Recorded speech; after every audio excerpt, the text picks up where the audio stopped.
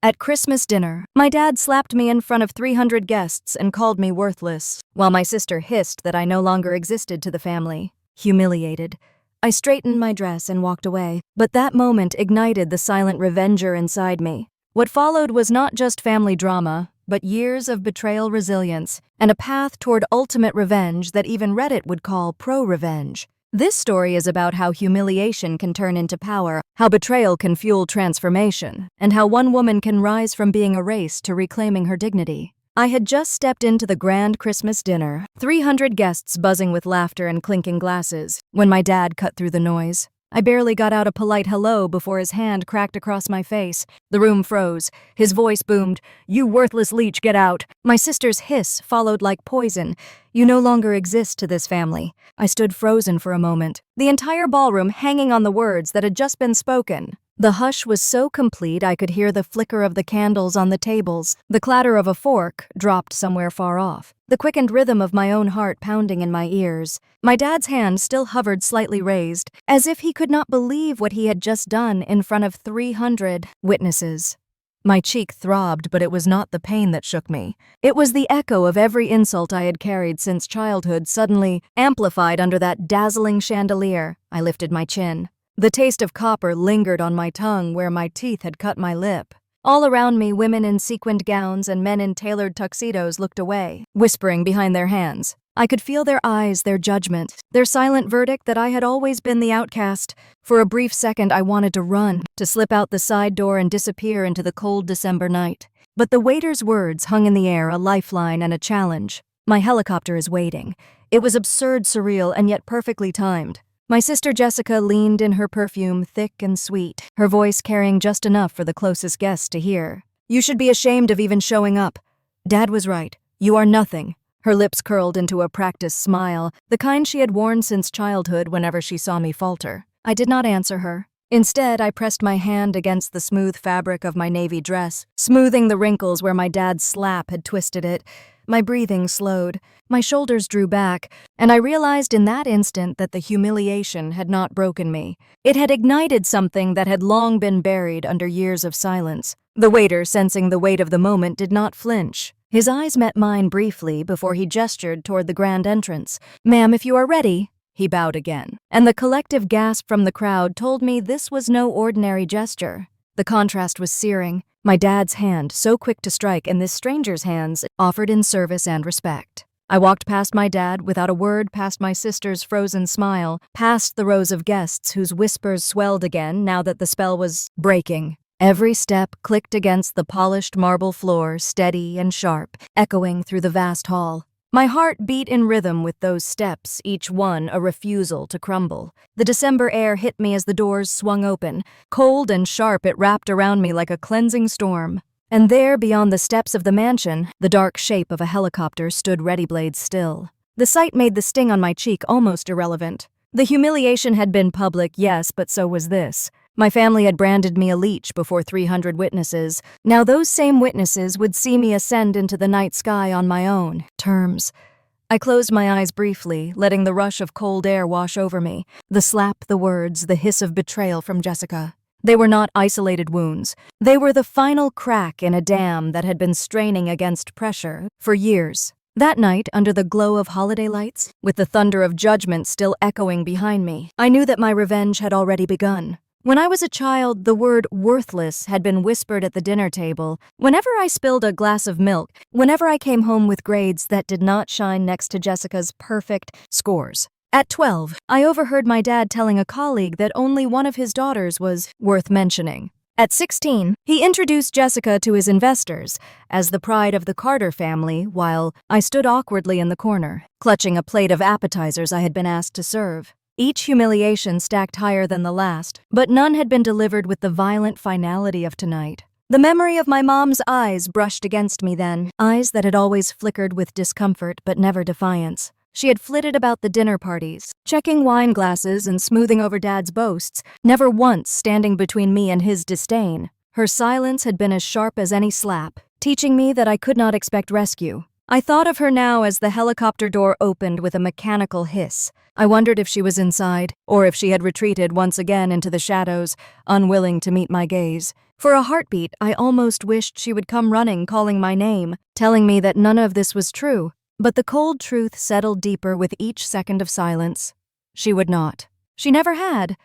The pilot glanced back at me with a nod. "Ready when you are." His words were simple, practical, but they carried more weight than he could have known. No one in my family had ever asked if I was ready. They had only told me what I was not, what I could never be. As the blades began to turn and the air whipped around me, I caught a final glimpse of the glowing ballroom through the tall windows. Inside, Dad's posture had stiffened, his pride cracked open for all to see. Jessica's perfect hair had fallen slightly out of place in her fury. The crowd that once pitied me now stared at them, questions brewing in their eyes. I climbed into the seat, fastening the belt with steady hands. The vibration of the machine pulsed through me, strong and relentless, like a heartbeat outside my body. The humiliation still burned, but it was no longer a wound. It was fuel. Every insult, every dismissal, every cold glance from my mom, and every sneer from Jessica was fuel. The helicopter lifted. The mansion grew smaller beneath me, its glittering lights fading into the dark winter night.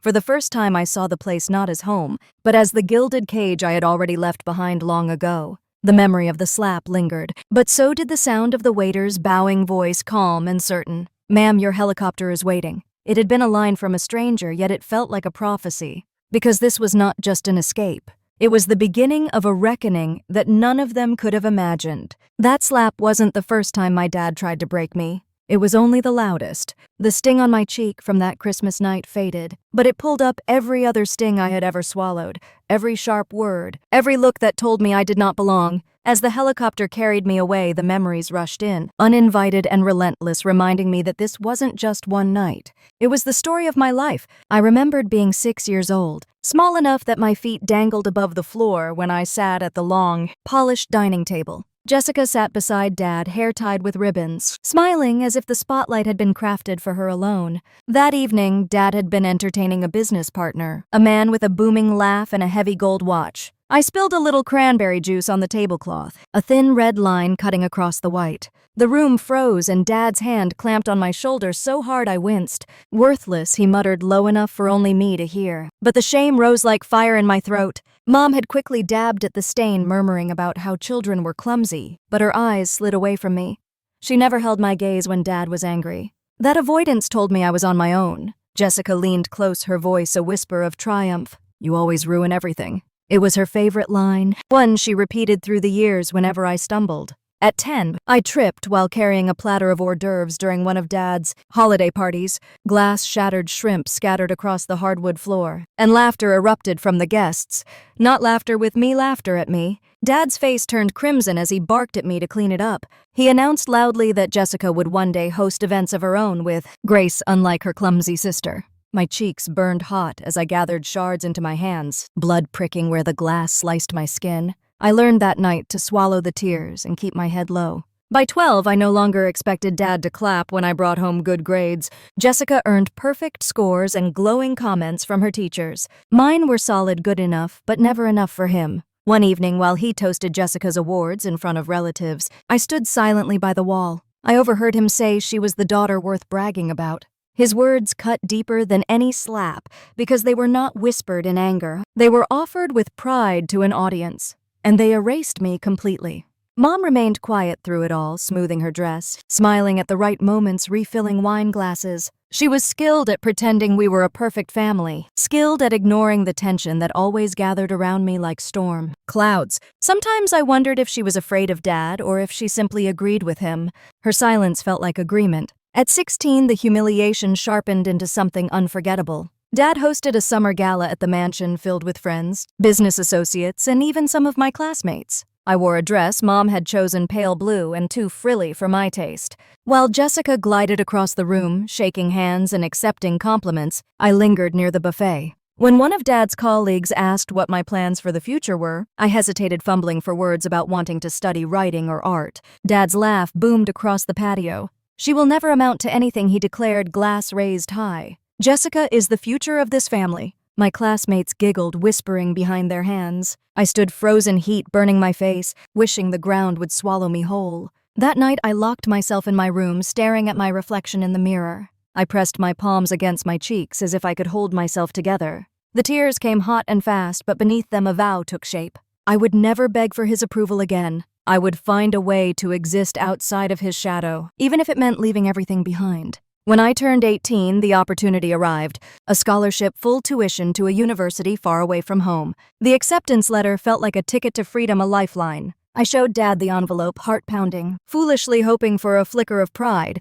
Instead, he sneered, "You will never last a month. You will come crawling back." Jessica stood behind him, arms crossed, smirk fixed on her lips. She muttered that I would probably waste the scholarship and embarrass them. Again, Mom said nothing, only adjusted her pearl necklace and walked into the kitchen. That silence felt like the final nail in a coffin. If she could not speak for me, then she never would. The night before I left for college, I stood outside in the yard, looking up at the sprawling house glittering with lights. Each window reminded me of years of exclusion, of being present but unseen. My hands trembled as I folded my few clothes into a suitcase. I carried no family blessing, only the heavy weight of their disdain. But inside me, a fire burned. I would go, I would survive. And one day I would return not as their shame, but as their reckoning. The memory of that vow circled back as the helicopter carried me into the night sky after Dad's slap. The rhythm of the blades echoed the rhythm of my pulse. My past was not a series of isolated humiliations. It was a long pattern of betrayal and silence that had shaped me into someone they could not control. When the helicopter touched down on the rooftop of a downtown building, the city lights glittering below, I felt the shift. I was no longer the girl at the dinner table spilling juice. I was no longer the teenager mocked in front of her classmates. I was a woman who had endured, who had walked away, who had chosen to build herself from the ground up. I pressed my hand to my cheek, still tender from the slap, and whispered into the dark that I was not broken. I was becoming. The memories of childhood humiliation no longer dragged me under. They buoyed me higher, reminding me why I had left, why I had fought, why I could never go back. As I stepped into the quiet lobby, the scent of polished wood and faint cologne filling the air, I felt both exhausted and electrified. My past had been a prison, but it had also forged the key I carried now. And though the night was far from over, I knew this was the pause before the storm. Leaving that house at 18 felt less like freedom and more like exile. My dad's last words before I closed the front door still echoed in my ears. "You will crawl back." My sister's laughter chased me down the driveway like a shadow I could not shake. They both believed I would fail within weeks. They expected me to stumble, to beg for forgiveness, to return stripped of pride. But as the bus carried me away from the mansion that had never been a home, I pressed my forehead against the cool glass and whispered to myself that I would never give them the satisfaction. The city where I landed was loud and bright, filled with smells of hot asphalt, food trucks, and exhaust. My tiny apartment had peeling paint and a leaky faucet, nothing like the marble floors and chandeliers of my childhood, but it was mine. The first night I slept on a thin mattress with a second-hand blanket, I felt more ownership of that cramped space than I had ever felt in the grand Carter estate. For the first time, no one was watching me, judging me, or waiting for me to fail.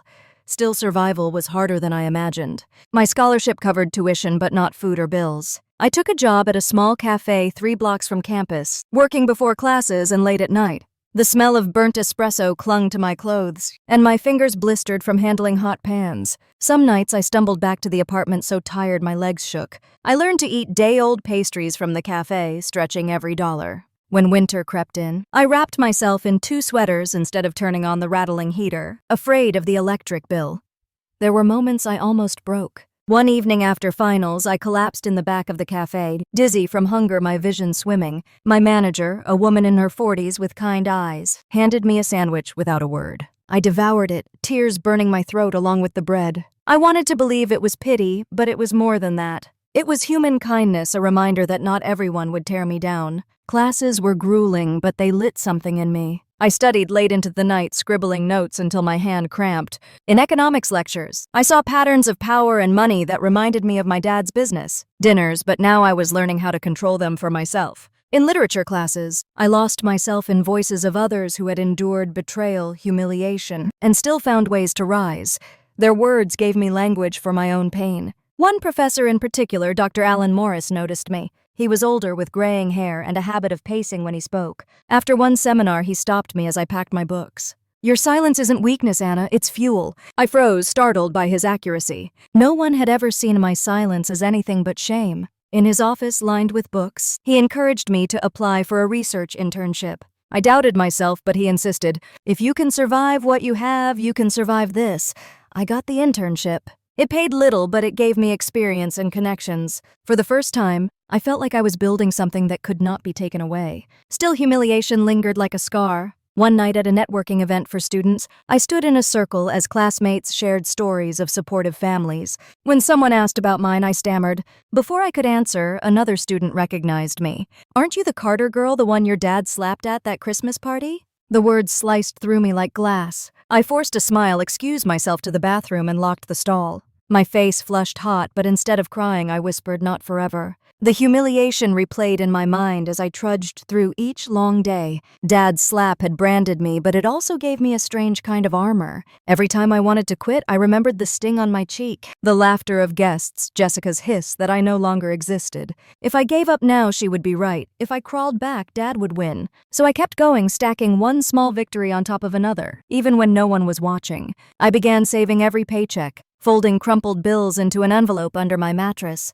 Slowly, the envelope thickened. I skipped outings, wore the same clothes until they frayed, all to keep building that hidden pile. It was more than money. It was proof that I could survive without them. There were nights when loneliness wrapped around me tighter than any winter coat. I would lie awake listening to the city hum outside my window, wondering if Mom ever thought of me, if Jessica ever felt even a flicker of guilt.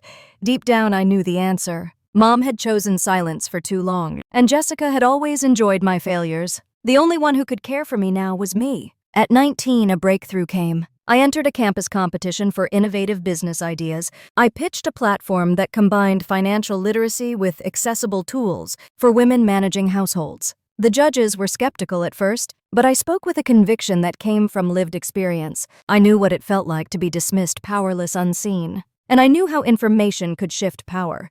To my shock, I won. The prize was modest, a few $1,000s, but to me, it was a fortune. It was validation. When Dad heard about it through a mutual acquaintance, he called it a fluke. Jessica sneered that it was charity, not real achievement. Their words reached me carried by gossip like poisoned arrows. But instead of piercing, they hardened me. I had proof now. Proof that I could create, build, and succeed without their approval. The victory opened new doors. A local investor named Anthony Blake noticed my pitch and invited me to coffee. He was sharp-eyed, well-dressed, but what struck me was his respect. He listened. He asked about my ideas, not about my family. When he offered me a small internship at his firm, I accepted with trembling hands. This was the kind of chance my dad never believed I deserved. Through it all, I kept my silence around my past. I never told Anthony or my classmates the full story. It wasn't shame anymore. It was strategy. My humiliation had taught me the value of keeping certain truths close. Silence was not surrender, it was strength. One night, after finishing a long report, I walked out of the office building into the cool evening air. The city lights shimmered, neon signs, flickering buses roaring past. I stopped on the corner and let the noise wash over me. My heart pounded with exhaustion, but also with a strange, fierce pride. I was not crawling back. I was moving forward one step at a time. I thought of Dad's words again, "You will crawl back." And Jessica's hiss, "You no longer exist to this family." They had meant it as curses, but I was turning them into fuel. Every insult was becoming a stepping stone. Every humiliation was shaping me into someone stronger. Still, the scars remained. At night, I dreamed of that Christmas slap, the silence of the crowd, the sting in my cheek. I woke up with clenched fists, but also with renewed resolve. If this was the cost of freedom, I would pay it. If this was the path to dignity, I would walk it barefoot. By the time I turned 20, I had built something they could never take away. Independence. I was no longer the little girl spilling juice or the teenager mocked at a gala. I was Anna Carter, survivor of humiliation, builder of her own life. And though the road ahead was still uncertain, I knew one thing with clarity. My story was no longer theirs to write. I wasn't supposed to succeed. Not in their eyes. But every insult, every slap, every whisper that I was worthless had become bricks in the foundation of something I was building quietly. I did not fully understand what it was yet, but I could feel it taking shape with every long night at the office, every sacrifice I made in silence, every moment I chose persistence instead of surrender. The internship at Anthony Blake's firm started with small tasks. I answered phones, organized files, and made coffee runs. But I watched everything. The way investors spoke, the way deals were negotiated, the way power shifted across a table with nothing more than a carefully timed pause. I sat in the corners of conference rooms with my notebook, pretending to take minutes while really studying every expression. Silence was no longer humiliation. It was strategy. Anthony noticed my attention. One afternoon, he asked me to sit in on a meeting with a young entrepreneur, pitching a startup. When the man left, Anthony turned to me. "What do you think?" My hands trembled, but I spoke. "His numbers are polished, but the product has no real audience." Anthony raised an eyebrow. He leaned back in his chair, studying me, then nodded. "You see details others miss." That was the first time anyone in power had said that to me. I began working on my own ideas late at night. In my apartment, still small and drafty, I filled notebooks with sketches and business plans. I thought about women like me, women who had been silenced, overlooked, told they had no worth.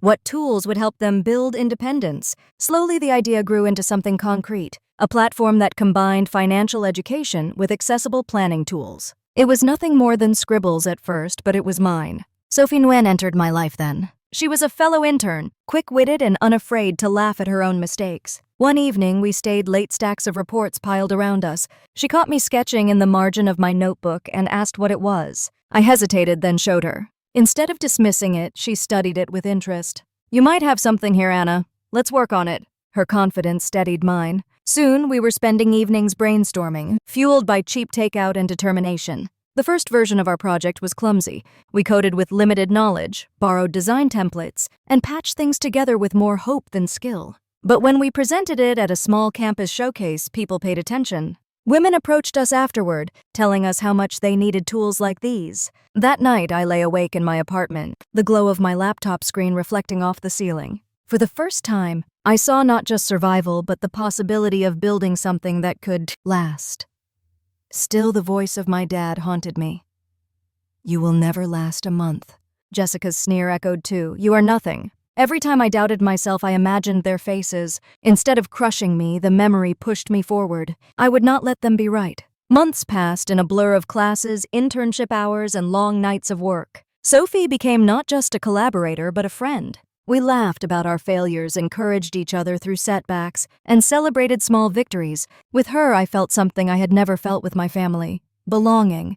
The breakthrough came when Anthony asked me to present a short briefing on emerging tech trends. My voice shook at first, but as I spoke, the room grew still. When I finished, Anthony smiled faintly. "Well done." After the meeting, he pulled me aside. "Keep pushing your ideas, Anna. You have more in you than you realize." His words settled into me like anchors, holding me steady when doubts threatened to sweep me away. With Sophie's help, I applied for a fellowship that supported young entrepreneurs. We barely made the deadline, submitting our half-formed idea with trembling hands. Weeks later, the email arrived. "Congratulations, you've been selected." I screamed, startling Sophie, then cried into her shoulder. It was validation, the kind that could not be stripped away by family insults. The fellowship opened doors. We were introduced to mentors, given small seed funding, and invited to networking events. At one such event, standing under chandeliers not unlike those in my dad's mansion, I realized something. I was no longer the girl serving appetizers. I was standing among people who listened when I spoke, who asked about my ideas, who wanted to invest in me. But the higher I climbed, the more I felt the pull of my past. News of my progress trickled back to my family through the same networks that once ignored me. I heard whispers that Dad dismissed it as beginner's luck, that Jessica mocked me as playing businesswoman for attention. Their words still reached me, but now they hit differently. They did not wound. They confirmed I was making enough noise to be noticed. Late one night, after another long session of refining our platform, I sat at my kitchen table with papers scattered around me. My hands shook from exhaustion, but I could not stop. I thought of that slap at Christmas, the silence that followed, the waiter's bow. "Ma'am, your helicopter is waiting." At the time, it had felt surreal, almost theatrical. Now I understood. It had been a glimpse of what was possible, of a life where I was not just surviving humiliation, but turning it into power. I leaned back in my chair and closed my eyes. The hum of the refrigerator filled the silence. I whispered into the dark that I was ready to keep building, ready to prove that silence was never weakness, ready to transform humiliation into something that could never again be used against me. Success does not silence the past, it only amplifies it. I learned that truth when whispers of my progress began to find their way back to the family I had tried so hard to leave behind. I had thought that moving into my own life, building something with my own hands, would free me from the weight of their judgment. But the echoes of betrayal travel far, carried through business networks, social circles, and the mouths of people who had once laughed at my humiliation. I first heard it from a former classmate who caught me after a seminar. She smiled in that curious way that was half admiration, half pity. Your dad says you are just playing entrepreneur, that you don't know what you're doing. My stomach clenched, though I kept my face still. The words stung, but they did not surprise me. I knew my dad would never give me credit. What I hadn't expected was how easily he spread poison into the air, making my victories sound like childish games. Sophie noticed my quiet mood as we left campus that day. She nudged me, her arm brushing mine. Don't let him live rent-free in your head, Anna. You are not his story. I nodded, but inside I felt the old ache return. The same ache that had followed me since childhood dinners where my silence was mocked and Jessica's laughter filled the room. A week later at a networking mixer, I was introduced to a man from the financial press. He shook my hand, his smile sharp. So you're the Carter girl, the one who was slapped at Christmas. The words hit like a slap all over again. My breath caught. I tried to mask my shock with a polite smile, but my palms grew damp. He chuckled as if it were harmless gossip, then walked away. The humiliation lingered long after he left. In a room filled with potential allies, I had been reduced again to that moment, that strike across my face. Frozen in time for everyone else's amusement, I stepped into the bathroom and gripped the sink, staring at my reflection under the fluorescent light. My cheeks burned with shame, but also with anger. I whispered to the woman staring back at me, "You are not that girl anymore. They do not get to define you." My reflection looked steadier after that. But the past had claws. Rumors swirled that my project was only succeeding because of charity, that I was the weak link in partnerships, that I lacked discipline. I knew where the rumors began. Dad's voice traveled far and Jessica's laughter traveled farther. At the same time, our startup hit challenges. Our prototype crashed during a demo, leaving us scrambling. Investors began asking hard questions. Sophie and I worked nights trying to patch holes our nerves stretched thin. The stress made us snappish with each other, though we always made up. She reminded me more than once that this was part of the journey. But when exhaustion closed in, the whispers of my family replayed in my mind. "You are nothing. You will crawl back." One night as I walked home from the office, a cold drizzle soaking my coat, I ran into an old family acquaintance. He smiled tightly. "Your dad says Jessica is leading amazing projects, really making the family proud." His eyes slid over me. "He says you're struggling." The old humiliation surged hot, but I lifted my chin. "Thank you for letting me know," I said, my voice calm. Then I walked away before the tears could come. Inside my apartment, I let the anger pour out. I slammed my books on the table, then sank into the chair, pressing my palms to my face. The betrayal was not new, but the reach of it seemed endless. I wondered if there would ever be a day when my dad did not try to erase me. But then I thought of the women we were helping through our platform, women who sent us messages about how they were finally learning to manage, their finances finally feeling capable. Those voices mattered more than his. Still, the battle between past and present raged inside me. The breaking point came at a gala where Anthony had invited me as a junior associate. The ballroom sparkled with crystal chandeliers, waiters carrying trays of champagne. I wore a borrowed dress trying to blend into the glittering crowd. Halfway through the evening, I overheard a cousin of mine speaking to a group. He laughed, retelling the story of that Christmas slap, embellishing it for humor. The group chuckled, shaking their heads. My cheeks flushed so hot I could hardly breathe. Someone turned to me, recognizing me at last. "Isn't that you? The girl who got slapped in front of everyone?" The question sliced open the scar. My mouth went dry. I could hear laughter, see the glint of pity in their eyes. I excused myself, walking quickly to the hallway. My heels clicked on the marble floor like a metronome of shame. In that quiet hallway, I leaned against the wall, fighting the urge to run. I thought of Dad's smirk, Jessica's hiss, Mom's silence. All of it pressed on me until I could hardly breathe. Then I remembered Dr. Morris's words. "Your silence isn't weakness, it's fuel." I straightened, smoothed my dress, and walked back into the ballroom. The group was still chatting, laughter trailing off. I smiled faintly. Yes, that was me, and look at me now. I gestured to Anthony across the room, deep in conversation with industry leaders, a man who had invited me as his colleague, not as anyone's shadow. Their smiles faltered, uncertainty flickering in their eyes. The humiliation had shifted just slightly back toward them. Later that night, Anthony asked if I was all right. His gaze was sharp but kind. I told him about the story that kept chasing me, about the way my family wielded it like a weapon. He studied me for a moment. "You cannot stop them from speaking, but you can decide how you respond. Use it. Make it the story of how you rose, not how they tried to keep you down." His words settled in me like seeds. For the first time, I saw the possibility of turning humiliation into empowerment. Not hiding it, not denying it, but reframing it as the beginning, not the end. When I got home, I opened my notebook and wrote until dawn. I wrote about being silenced, overlooked, slapped in front of hundreds. And then I wrote about building, about surviving, about becoming more than they ever imagined. My tears smeared the ink, but I kept writing. By morning, the shame felt different. It had transformed into something sharp, something I could wield. The next weeks were relentless. Sophie and I pitched to new investors, rebuilt our platform, and faced down skepticism. At every meeting, I carried that scar with me, but not as a wound, as proof. I had been humiliated publicly and survived. I had been erased by my own blood and still found my voice. That resilience became part of my pitch, though I never said it aloud. People could see it in the steadiness of my eyes, hear it in the strength of my voice. One evening, Sophie looked at me across the table, papers scattered between us. "You have changed," she said. "You're not just surviving anymore, you're leading." I felt the truth of it settle in my bones. I was no longer waiting for my family's betrayal to stop.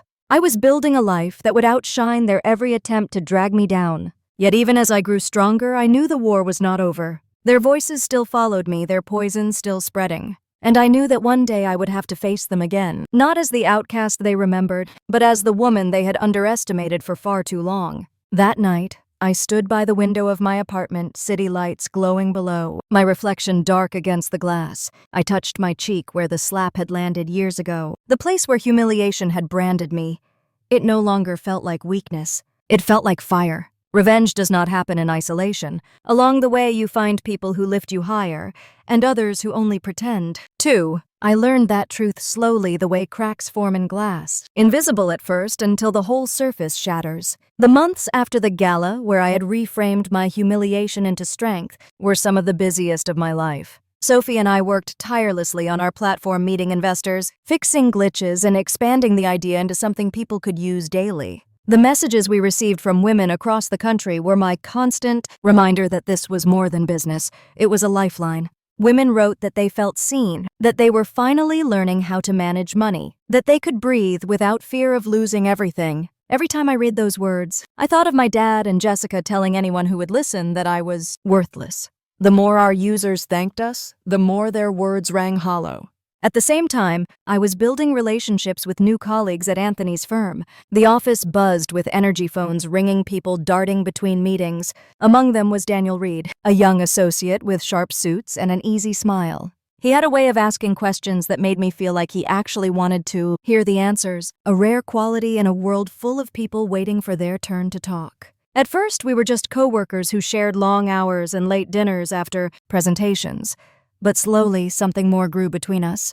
Daniel was charming without trying too hard. He asked about my ideas, encouraged me when I doubted myself, and told me I was tougher than I realized. When I admitted one evening that I still sometimes heard my dad's voice in my head, Daniel reached across the table, his hand warm on mine. "You are not him, Anna. You never were." For the first time, I let myself believe that maybe love could be safe, that maybe someone could see me for who I was, rather than who I had been told to be. Sophie noticed the change in me. She teased me about the way I smiled when Daniel's name came up. "You deserve someone who looks at you the way he does," she said. For once, I allowed myself to believe it. But betrayal rarely announces itself at the door. It seeps in quietly, disguised as trust. Daniel offered to help us with our project, suggesting connections and offering to review pitches.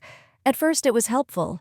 He knew investors understood the language of deals and carried himself with confidence. But little by little, I began to sense something beneath the surface. He sometimes asked about our financial details with a little too much interest. He pushed me to share ideas before they were ready. And when Sophie raised an eyebrow, warning me to be careful, I brushed it aside.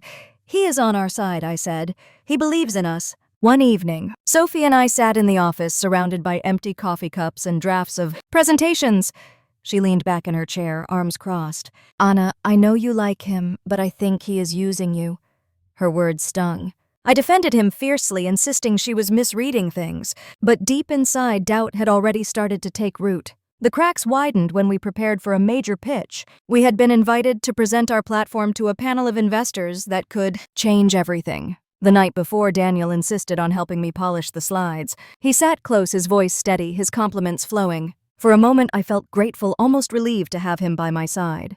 The next day, standing in front of the panel, I launched into the pitch with confidence. But as the questions began, my stomach dropped. The investors asked about features we had not revealed publicly yet. They referenced data only someone close to us would have known. My throat tightened as I stumbled through answers. Sophie's eyes met mine wide with alarm. Somehow our private information had been leaked. Afterward, Sophie cornered me outside the building, her voice sharp with fury. This was Daniel. Who else had access? My chest constricted, but I could not deny the truth. The realization cut deep.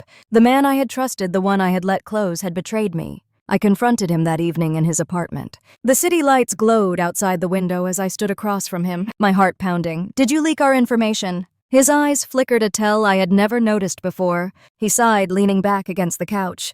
Anna, it was just business. They offered me a chance to be part of something bigger. You are too emotional. You don't understand how this world works. The words hit harder than the confession.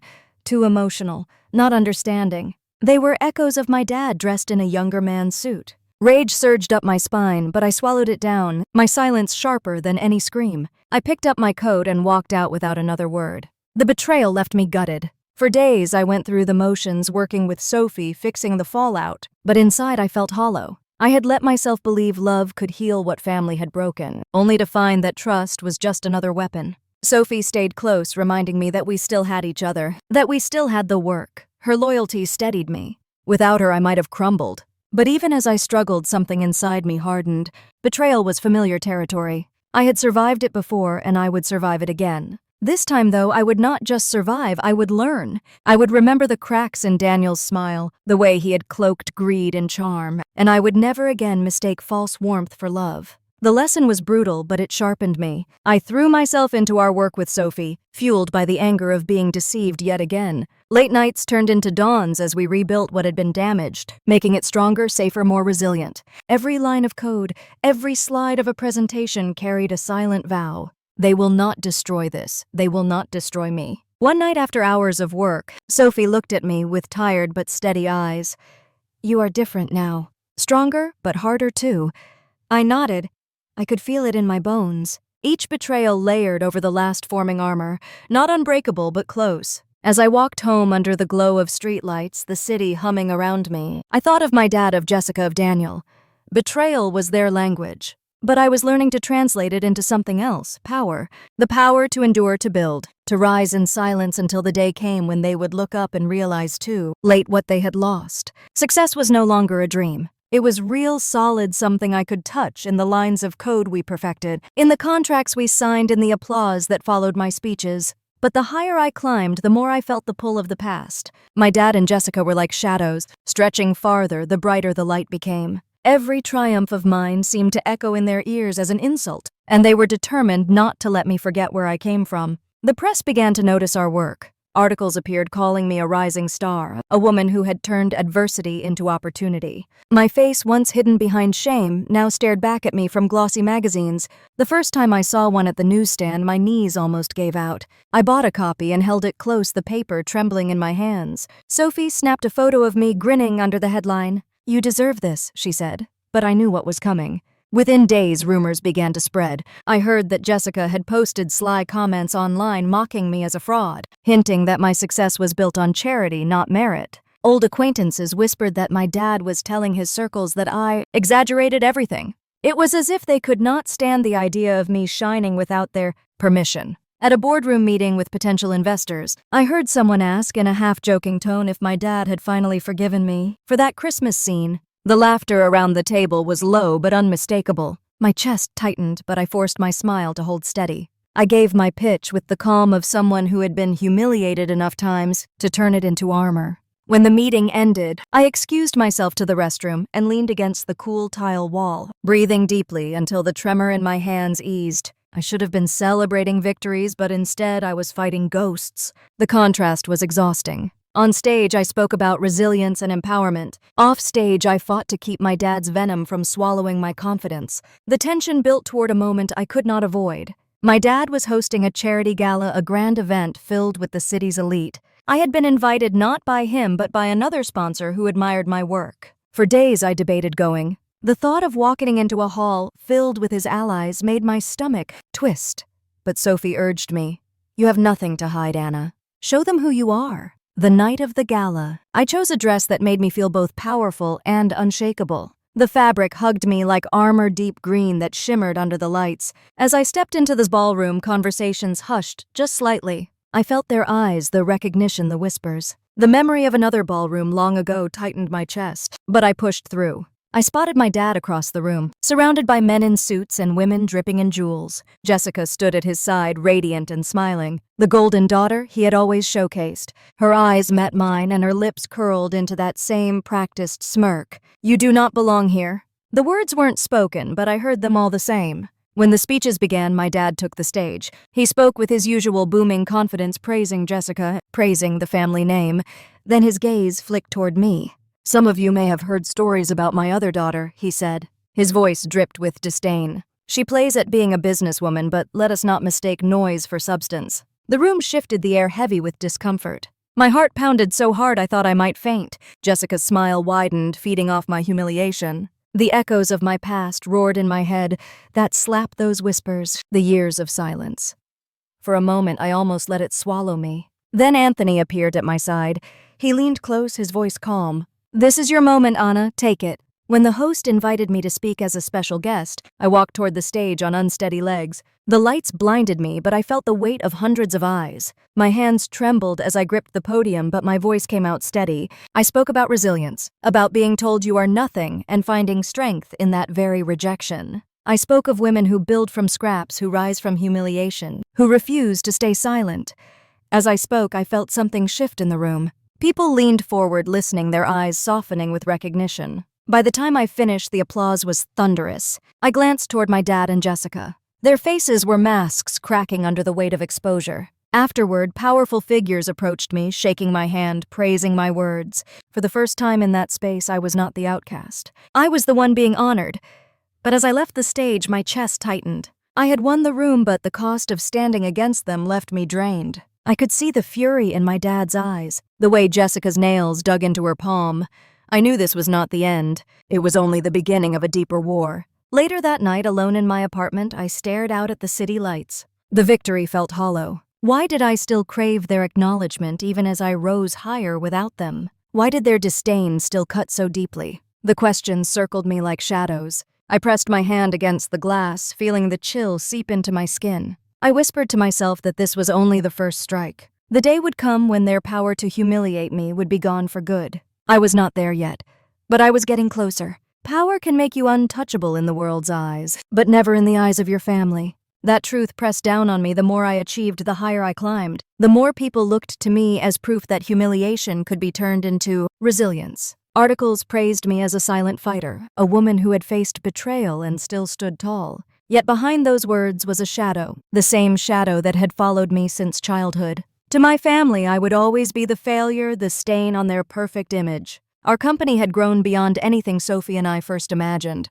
We had secured partnerships, expanded our platform, and hired a small team. Offices replaced the cramped coffee shop corners where we once scribbled ideas. For the first time, I allowed myself to breathe just a little in the space between survival and success. But calm never lasted long. Not with my dad, not with Jessica. I first sensed the storm when one of my mentors forwarded me a link. Jessica had posted online, vague but sharp, about people who exaggerated their success for attention, who thrived on pity. She did not mention my name, but she didn't need to. The comments beneath were filled with hints, people connecting the dots, some even tagging me outright. I closed my laptop and sat in silence, my pulse hammering in my ears. No matter how far I traveled, her voice found me. Sophie stormed into my office later that day, her phone in her hand. She cursed under her breath, then looked at me with fire in her eyes. "You cannot let her control the story. You have built this with your own hands. Let her drown in her own bitterness."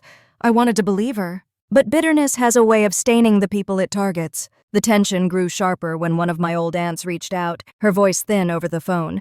"Anna, your dad is not happy. He says you are embarrassing the family name. He says he has friends who can make sure your company does not last." My stomach tightened, fear coiling cold inside me. I thanked her for calling, but when I hung up, my hands shook so badly I dropped the phone. He was not just whispering now. He was planning. Daniel tried to reassure me. He still lingered around the edges of my life, even after the betrayal that had shattered my trust. He sent messages, offered to meet, apologized again and again. "You need allies, Anna," he said one night when I finally agreed to coffee. He leaned in, his voice low. "I know how your dad works.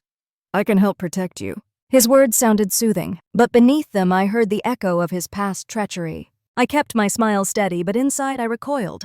Fool me once. Despite the storm, opportunities kept unfolding. I was invited to speak at conferences to share my story. Each time I stood on a stage, I thought of the Christmas slap, of Jessica's hiss, of my dad's booming voice telling the world I was worthless. Now those same audiences leaned forward listening. It should have been enough to silence the ghosts. But ghosts do not fade. They cling. The climax came when I received an invitation to another Carter Christmas party. At first I laughed bitterly, tossing the envelope aside. But the more I stared at it, the more I realized this was not just an invitation. It was bait. A chance for them to pull me back into their arena and humiliate me again. Every instinct told me to burn it, to walk away. But another voice whispered, maybe it was time to face them on their own stage. Sophie tried to talk me out of it. You owe them nothing. Do not give them the satisfaction. But I knew it was not about them. It was about me. I had spent too many years running from their judgment. Maybe it was time to walk straight into it. The night of the party, I arrived at the mansion dressed in black satin, the kind of dress that caught light and shadow all at once. The sight of the house strung with twinkling lights made my throat tighten. Memories flooded me. The spilled juice, the broken glasses, the endless insults, the slap. My hands trembled, but I held my head high. Inside, the air was thick with perfume and laughter. Guests sipped wine, their eyes following me as I walked in. My dad spotted me first. His smile was sharp, cruel, a blade hidden behind charm. Jessica glided toward me, her dress shimmering, her voice soft enough for only me to hear. You should not have come back. She tilted her head, eyes gleaming. You no longer exist to this family. The words struck, but they no longer pierced. They were relics, echoes of another life. I smiled faintly. I exist enough to be here, don't I? Dinner was a performance. My dad raised his glass, his words dripping with venom disguised as jest. Some people think they can build themselves from nothing. But family cannot be erased. His guests chuckled uneasily, their eyes darting toward me. My cheeks flushed, but I refused to look away. When the time came for speeches, I was handed the floor almost as a mockery. Jessica's lips curled in anticipation, waiting for me to falter. My palms were damp as I gripped the microphone, but when I opened my mouth, my voice did not shake. I spoke of resilience, of scars that shape us, of how betrayal can either bury us or build us. I did not name them, but everyone knew. The room shifted, the tension crackling. By the time I finished, applause broke out. Not everyone clapped, but enough to make my dad's face harden, Jessica's smile falter. Afterward, as I stood near the doors, a man approached me, someone powerful, someone respected. He shook my hand firmly. What you said tonight mattered. Do not stop speaking. The weight of his words sank deep into me. My dad could no longer silence me with a slap. His stage had become mine. But later that night, alone in my apartment, I felt the familiar ache. I had won the crowd, but the war was far from over. Their hatred had not burned out. It had only grown darker. I pressed my forehead against the window glass, the city lights blurring. My voice had carried me this far, but the battles ahead would demand more than words. They would demand a reckoning. Just when I thought I had broken free, betrayal came for me one last time. Not from my enemies, not even from my family, but from someone I trusted with my heart. The months after that Christmas party at the mansion were some of the most intense of my life. My name was beginning to carry weight. Invitations to conferences and panels came in steadily. Reporters asked for interviews. And our company finally secured a round of funding that meant we could expand beyond the fragile beginnings Sophie and I had nurtured. I should have been celebrating, but beneath every victory was a restless ache. My dad's eyes that night, dark with fury. Jessica's hiss in my ear. All of it reminded me that they were not done. And deep down, I feared they would find another way to wound me. It came from a direction I did not expect. Daniel. After the rupture of his betrayal, I had sworn never to let him near me again. But he had a way of slipping back in. He sent notes apologizing, gifts I never opened. Messages that I ignored until one night exhaustion cracked my defenses. I agreed to meet him for coffee, telling myself it was closure. He looked older, thinner, with a weariness around his eyes. His words were careful, rehearsed. I made mistakes, Anna. I thought I could buy respect by betraying yours, and I was wrong. Give me a chance to make it right. I wanted to dismiss him, to walk away, but part of me was tired of carrying anger. Against my better judgment, I let him back in slowly, cautiously, telling myself I would keep boundaries. Sophie was furious. She warned me he was poison, that men like him did not change. But I told her I could handle it. I told myself I was too strong now to be fooled again. For a while, it almost felt true. Daniel attended events with me, stood by my side as if to show the world I was no longer alone. He praised me publicly, spoke highly of our company, even offered introductions to people who seemed genuinely supportive. I let myself believe he had changed, that maybe betrayal could be mended. Then came the international summit. It was the biggest stage I had ever been given, a chance to present our work alongside global leaders. The hall glittered with chandeliers, cameras lined the walls, and rows of officials and investors filled the seats. As I walked to the podium, I felt the weight of history pressing on me. This was my moment to step fully into the light, to prove that humiliation could be turned into triumph. At first, everything went well. I spoke with steady conviction, outlining our mission, showing the progress we had made. The audience leaned forward, engaged, scribbling notes. Then the questions began. A man in the front row raised his hand and asked about figures that were not public.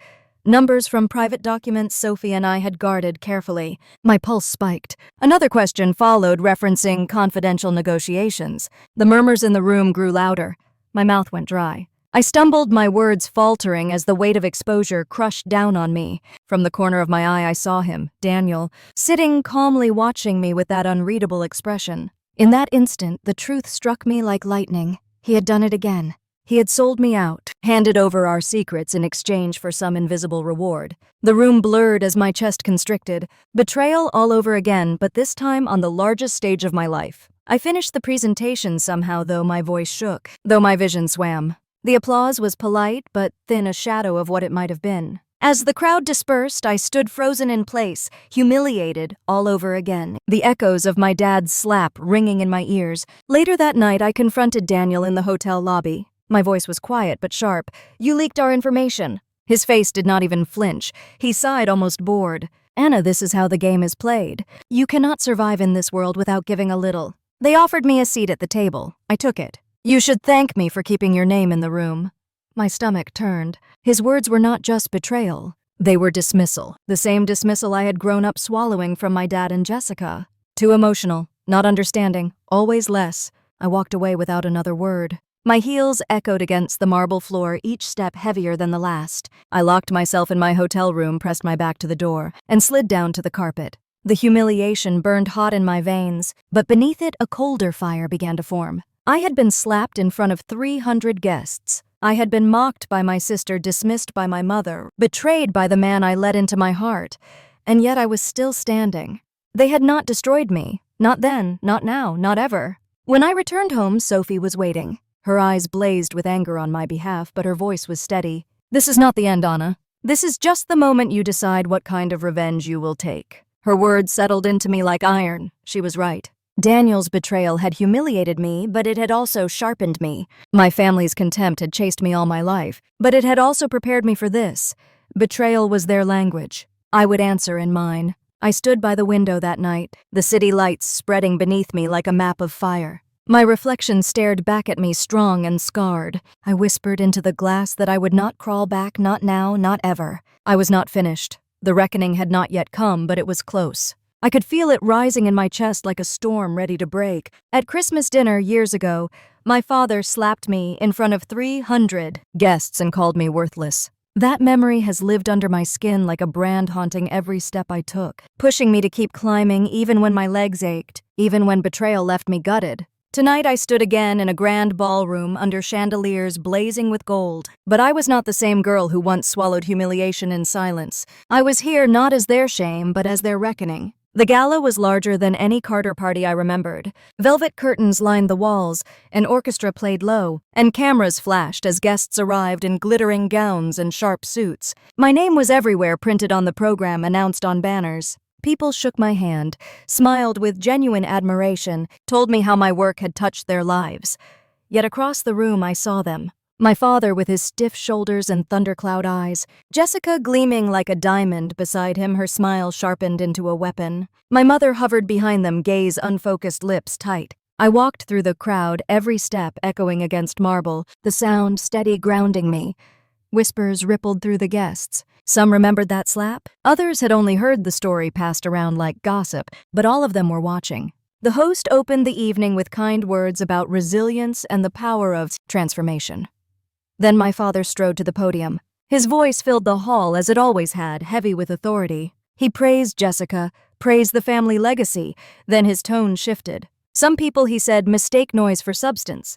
Some forget their place. His eyes locked on mine, and the silence that followed was thick with tension. Jessica's laugh broke it light and cruel. Not everyone deserves to carry the Carter name. I felt the sting of humiliation rise like bile. For a moment, I was back at that table with spilled cranberry juice, back in the glare of 100 classmates, back at the Christmas dinner when his hand cracked across my face. But then I breathed in slow and deep and remembered the years since. The nights Sophie and I built from nothing, the betrayals I had survived, the voices of women thanking us for giving them tools to take control of their lives. I was not that powerless girl anymore. When the host invited me to the stage, I walked forward. My heels clicked steady against the floor, the sound louder than my father's voice. The lights blinded me for a moment, but I lifted my chin and met the gaze of the crowd. My hands rested on the podium. I let silence stretch long enough that people leaned in curious. I spoke then of humiliation. I told them how it feels to be struck down in front of hundreds, told you are nothing erased by your own blood.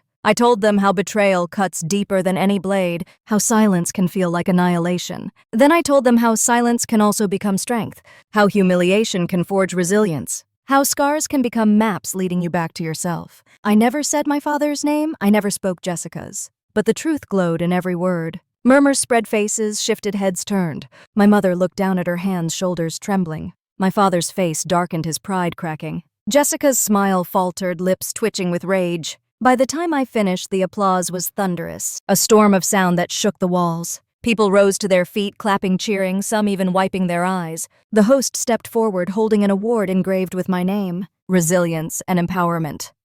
The cameras flashed as he placed it in my hands. In that moment, I felt the weight of every insult I had endured fall away. I looked toward my father and sister, saw the fury twisting their faces, and realized they could never erase me again. The room itself had claimed me. Then, almost as if fate wanted to write the ending itself, a waiter approached and bowed slightly. "Ma'am, your helicopter is waiting."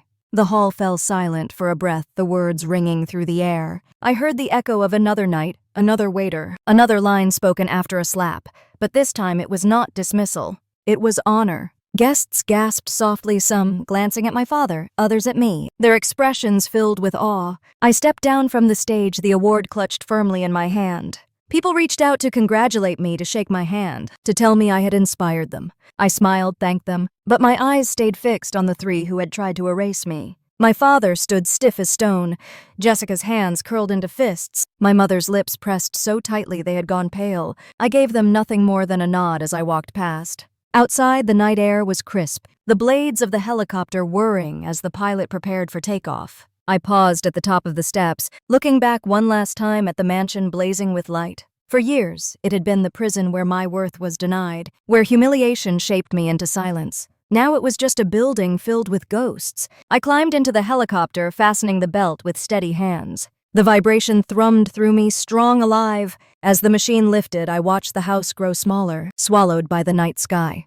My reflection in the window looked back at me, no longer a girl but a woman forged by fire. I thought of the child who spilled cranberry juice and was called worthless. I thought of the teenager mocked at a gala, the young woman slapped in front of 300 witnesses, the lover betrayed by false devotion. I thought of every scar, every betrayal, every silence. And then I thought of this moment rising above it all, carrying not their shame but my dignity. Tears blurred my eyes, not of pain but of release. I whispered into the hum of the blades. I didn't just get revenge. I reclaimed myself. And now I want to say something to you, to anyone listening who has ever been humiliated, betrayed, dismissed. You are stronger than they believe. You can rise. You can turn shame into strength, betrayal into power, silence into resilience. Tell me in the comments if you have ever taken pain and turned it into your own kind of victory. Share your story because we are not alone in this. And if you want more tales of family drama, betrayal, karma, and revenge, remember to like and subscribe. These stories are not just mine. They belong to all of us who refuse to stay silent.